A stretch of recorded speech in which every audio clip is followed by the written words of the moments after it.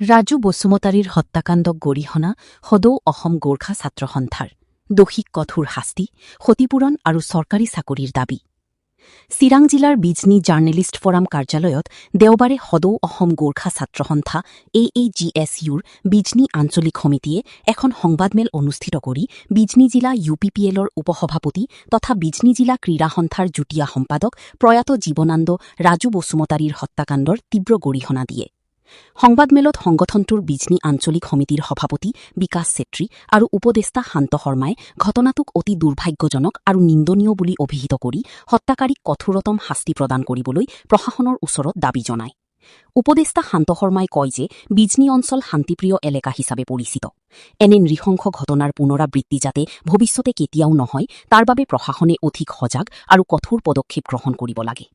ইয়াৰ উপৰিও সংবাদমেলৰ জৰিয়তে সংগঠনটোৱে অসম চৰকাৰৰ ওচৰত নিহত জীৱনানন্দ ৰাজু বসুমতাৰীৰ পৰিয়ালক 1 কোটি টকাৰ আৰ্থিক সাহায্য প্ৰদান আৰু পৰিয়ালৰ এজন যোগ্য সদস্যক চৰকাৰী চাকৰি প্ৰদান কৰাৰ দাবী জনায় নিউজ ডেস্ক বিজনী ফাৰ্ষ্ট 24 পূৰ্ববক্তাই সকলোখিনি কথা আমাৰ মাজত উত্থাপন কৰিছে তথাপি সদৌ আমি সদৌ অসম গোৰ্খা ছাত্ৰ সন্থা বিজনী আঞ্চলিকৰ হৈ প্ৰশাসনক ইয়াৰ পৰা এটাই বাৰম্বাৰ অনুৰোধ কৰিব বিচাৰোঁ যে আগন্তুক দিনত যাতে এনেকুৱা ঘটনা ৰাজু বসুমতাৰীৰ দৰে আৰু বেলেগ যাতে এই ঘটনাত এনেকুৱা বলি হ'ব নালাগে তাৰ কাৰণে প্ৰশাসনক উচিত আৰু দৃষ্টান্তমূলক শাস্তি এই কাল্পিত কেইজনক দৃষ্টান্তমূলক শাস্তি দিয়াৰ কাৰণে আমি বিনম্ৰ অনুৰোধ জনাইছোঁ আৰু আগন্তুক দিনত কোনোবাই যদি এনেকুৱা মনোবৃত্তি লৈ আছে তেনেহ'লে তেখেতৰ ওপৰত প্ৰশাসনক অতি চোকা নজৰেৰে নজৰ ৰাখিবৰ কাৰণে আমি অনুৰোধ জনাইছোঁ লগতে আমি সদৌ অসম গোৰ্খা ছাত্ৰ সন্থাই আগন্তুক 4 তাৰিখৰ যিটো বন্ধ আহ্বান কৰা হৈছে BDSৰ ফালৰ পৰা সেইটোক আমি সমৰ্থন জনাইছোঁ বুলি মোৰ চমু মন্তব্য ইয়াতে সামৰিলোঁ ধন্যবাদ আজি আমি সদৌ অসম গোৰ্খা ছাত্ৰ সন্থা বিজনী আঞ্চলিক সমিতিৰ তৰফৰ পৰা এই সংবাদমেল আয়োজন কৰিছোঁ গতিকে এই সংবাদমেলৰ জৰিয়তে আমি যোৱা 29 জুলাই তাৰিখে যি বিজনীৰ BDSৰ উপসভাপতি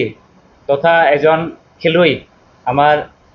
জীৱনানন্দ বসুমতাৰী ওৰফে ৰাজুদা বুলি আমি জানো তেখেতৰ যি নৃশংস এটা অমানৱীয় ধৰণে যি হত্যাকাণ্ড হ'ল সেই হত্যাকাণ্ডৰ প্ৰতি আমি সদৌ অসম গোৰ্খা ছাত্ৰ সন্থা বিজনী আঞ্চলিক সমিতিৰ তৰফৰ পৰা তেনে ঘটনাক তীব্ৰ ভাষাৰে গৰিহণা জনাব বিচাৰিছোঁ আৰু সেই ঘটনাৰ লগত জড়িত দোষীসকলক উপযুক্ত আৰু কঠোৰ শাস্তি দিয়া উচিত বা দিব লাগিব বুলি আমি প্ৰশাসনৰ আগত দাবী জনাব বিচাৰিছোঁ আৰু লগতে যেহেতু ৰাজু বসুমতাৰী এজন খেলুৱৈ নতুন প্ৰজন্মক তেখেতে খেলৰ প্ৰতি আগুৱাই লৈ যোৱাৰ কাৰণে তেখেতে সমাজৰ হৈ কাম কৰিছিল গতিকে তেখেতৰ পৰিয়ালত যি আজি এটা শোকসন্তপ্ত পৰিয়াল সেই পৰিয়ালক চৰকাৰৰ তৰফৰ পৰা এটা কম্পেনচেশ্যন অতি কমেও 1 কোটি টকা আৰু তেখেতৰ ঘৰত যদি কোনোবাই উপযুক্ত ব্যক্তি আছে উপযুক্ত তেনেকুৱা ব্যক্তিসকলক চৰকাৰীভাৱে সংস্থাপন দিয়াৰ যাতে ব্যৱস্থা কৰে তাৰ কাৰণে আমি প্ৰশাসনক আজিৰ এই সংবাদমেলৰ পৰা আমি দাবী জনাব বিচাৰিছোঁ আহ্বান জনাব বিচাৰিছোঁ আৰু প্ৰশাসনৰ লগতে চৰকাৰকো আমি ইয়াৰ পৰা আহ্বান জনাব বিচাৰিছোঁ আৰু লগতে অহা 4 তাৰিখে যি আমাৰ বিজনী ডিষ্ট্ৰিক্ট স্পৰ্টছ এছ'চিয়েশ্যনে যি এক ৰাজহুৱা বন্ধৰ আহ্বান কৰিছে তাৰ প্ৰতি আমি সদৌ অসম গোৰ্খা ছাত্ৰ সন্থা বিজনী আঞ্চলিক সমিতিৰ তৰফৰ পৰা সম্পূৰ্ণ সমৰ্থন জনাইছোঁ আৰু লগতে বিজনী আমাৰ ঐতিহাসিক ঠাই এই বিজনী সমষ্টি বিজনী অঞ্চলত মাজে মাজে 2 মাহ 6 মাহ মূৰে আমাৰ এনেকুৱা ধৰণৰ অমানৱীয় কাণ্ডবিলাক হৈ থাকে সেইবিলাকৰ প্ৰতি আমি নজৰ ৰাখিবৰ কাৰণে চোকা নজৰ ৰাখিবৰ কাৰণে আমি প্ৰশাসনক আমি অনুৰোধ জনাইছোঁ বিভিন্ন সময়ত আমি দেখিবলৈ পাওঁ